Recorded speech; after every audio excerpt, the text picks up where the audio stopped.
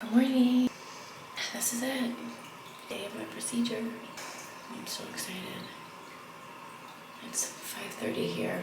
I'm gonna do my last human growth hormone shot. This time it's gonna go in my leg because we're actually, my procedure has changed a little bit. We added something. We're gonna be doing a very small lipo in my stomach, very small, to retrieve more stem cells out of my fat, to add to my treatment because they were worried about draining my bone marrow completely.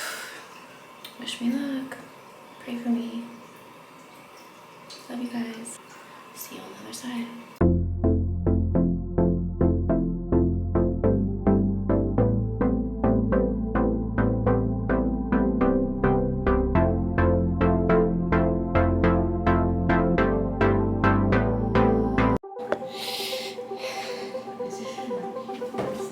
Call the ladies out, they're in their finery. 100 jewels on fronts, 100 jewels between the teeth. Now bring my boys in, they're spinning craters like the moon. The moon we love like my brother, while he glows through the room. Dancing around the lies we tell, dancing around big eyes as well. Even the comatose, they don't dance and tell. We live in cities, you'll never see on screen. Not very pretty, but we sure know how to run free. Living in ruins, silver palace within my dreams. And you know, we're on each other's seas. We're on each other's seas. And you know, we're on each other's seas. We're on each other's seas. And you know, we live in cities. You'll never see on screen. Yeah.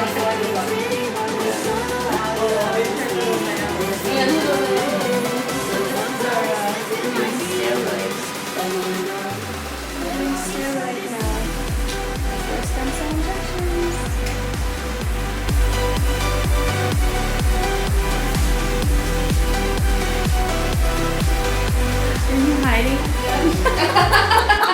Okay, we're all done. It's time to go back to the Airbnb. I'm all finished. Got lots of banged up. Hi. Okay. Have all my fans on. Hi. Okay, it's day one and the bruising on my legs is just super gnarly from the lipo. We ended up doing a very small lipo on my hair straightener. My good hair straightener broke and I got another one and it's just like really not great in the heat here and everything, so just ignore my hair. Lipo on my legs, we ended up doing a very small liposuction. They were thinking about doing it on my stomach, but there was not enough fat on my stomach, so they did it on my legs. And the bruising is just super gnarly. It was very small. It was just enough to get more cells. I'm gonna put you here. My hair is really annoying freak out of me right now. If I could use the shoulder, but my arms were just injected. So they ended up pulling 1.2 million cells just from my bone marrow, and I haven't gotten the exact cell count that they got from my fat, but Dr. Z was super pumped about it. She feels like it was a lot and just whatever I needed. So I'm gonna show you guys the bruises on my legs. It's really wild. And this is day one. So this is still day of procedure. I was just released from the hospital a few hours ago. Got home, had a really good dinner, took a bunch of sleeping medicine, did my vampire mask. My skin, I mean, girl. Like, the vampire mask is no joke. I feel like, honestly, 85% of my face wrinkles are gone. And that's insane. It just looks so good. So I did vampire mask tonight. I can post a picture, like, up here somewhere so you guys can see it. Essentially, like, the vampire face masks are made out of your blood and they spin it. So the PRP platelets, they're hoping for them to like burst open, and that's what creates like the super crazy like suction and tightening and regenerative benefits for the face. But Dr. Z's actually figured out how to manually crack open the platelets so that they're already like burst once you put it onto your face, because a lot of the clinics and places in the US, they'll do the PRP and they're just hoping that the platelets burst open, but they're not actually already broken. So hers are like foolproof, like grade A, like top notch. So let's just take a look at my face, shall we? Okay, I used to have like a bunch of lines under here that I was so freaking self-conscious about and so upset about. My head wrinkles, like, bro, it's like a legitimate freaking Botox in a bottle. It's wild. Skin is looking flawless right now. And I mean, I don't know. So I just don't think I'll even do Botox anymore. Like, I've never even gotten Botox in my face other than I've had my lips done. I've never had eye filler, never had Botox in my face, like, ever, only my lips. So I really wanted to do Botox in my forehead. I was like starting to consider it in my forehead and under my eyes. Really wanted to do under eye filler, but because of this like science and how it's just super natural and foolproof and really healthy, much healthier than doing it any other way, I just don't see myself doing anything else but this, like vampire mask and stem cells. Yeah, for the rest of my life, just preserve my youth, you know? Okay, so that's my skin. Wild. Now let's look at my bruises on my legs. Now, mind you, the bone marrow where I had the aspiration done, yeah, where I had my bone marrow aspiration done doesn't look like my legs at all. The only reason that my legs are so bruised is because, again, it was a liposuction, and yeah, anytime you have any form of liposuction done, there's risk for heavy bruising. So nothing else looks like this. It was a last minute decision. She was concerned about just wanting to make sure that she got like basically everything injected that we wanted to inject, and with the most amount of stem cells possible for a better outcome. So I was all for it. Yeah, we all agreed. I mean, like, while we were here, you might as well do like the most and get the most out of it. Oh, my sleeping medicine's starting to kick in. I'm so tired, but here's my legs. You can see one of my injections. Let me get better lighting. So yeah, you can see one of the injections on my shoulder here, like right there. So that's one, if you can see it. Like one little one on my thumb there, and on top of my right here, this finger, they did every single finger.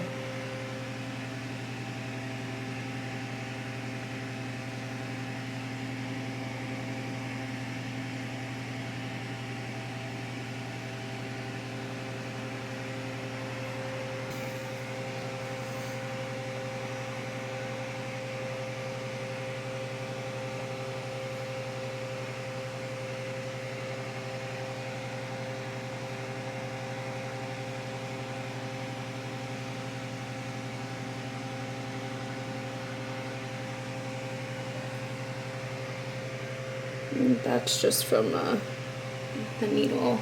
So they did about 8 to 10 shots in my shoulder for the rotator cuff. A lot of the shots were in the back, so you can't see it now, but so now let's see my knees.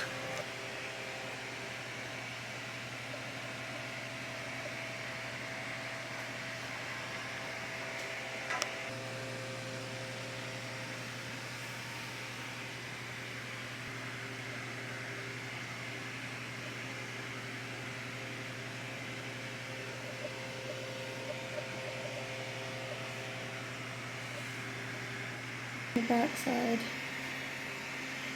This is my back.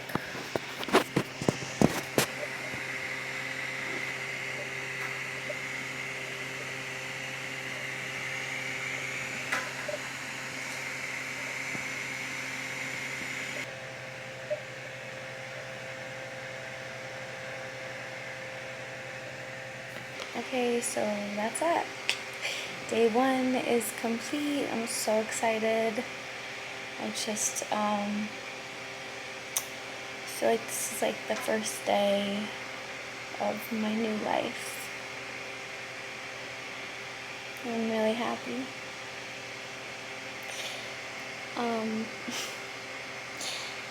Okay, quick story time. So when I got to the hospital, they I got in and then I went back to the OR like immediately for my first procedure. They put a little like nose, thingy in my nose for this anesthesia, and I started to like slowly doze off. They gave me a little bit of fentanyl for the first procedure for the bone marrow aspiration because of how excruciatingly painful it is.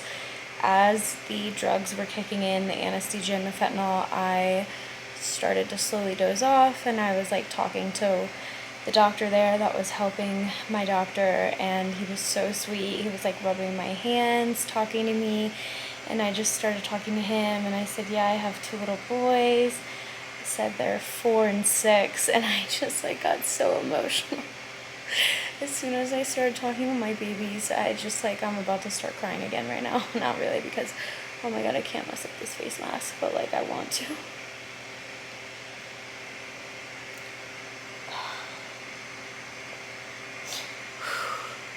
Yeah, so I started talking about Sebastian and Sage, and I started tearing up, started crying as I was dozing off.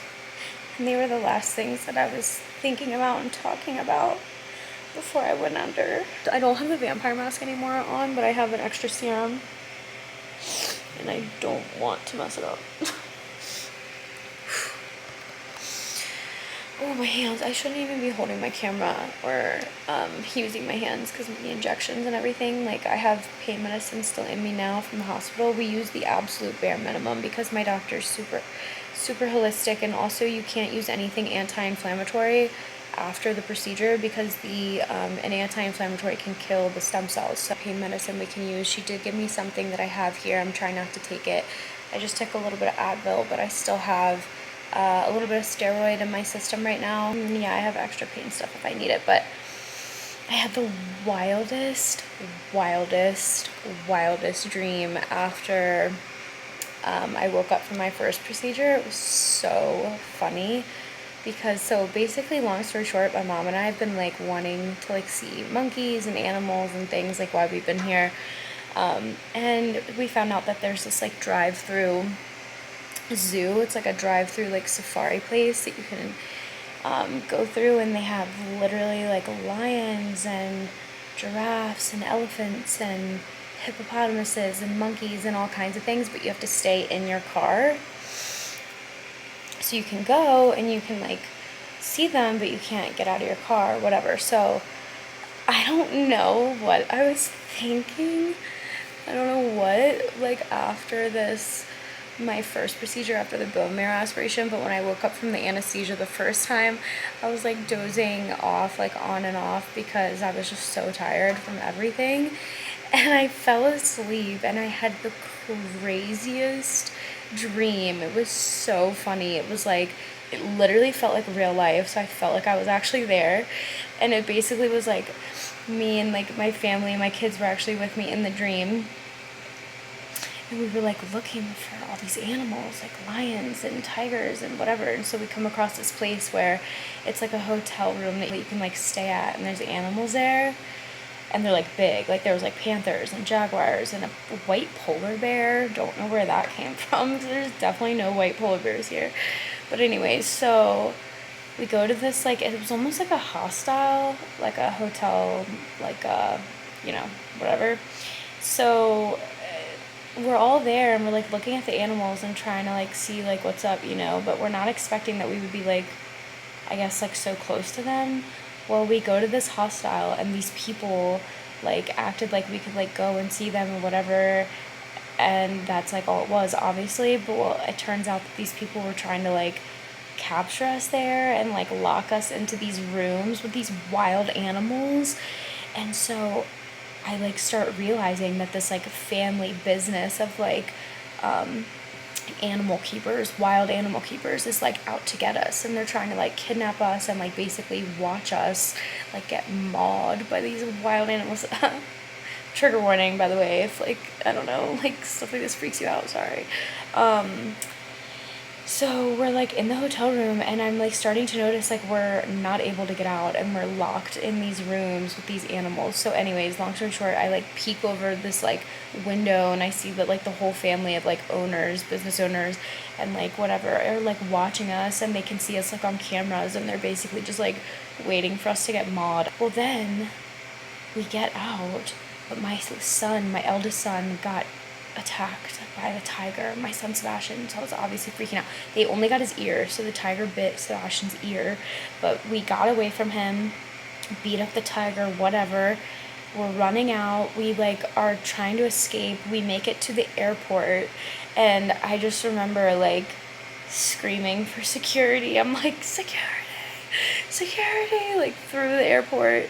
And yeah, but like I just like, but it's just crazy because I saw these animals like in my mind so vividly. It was like the whole dream was so vivid.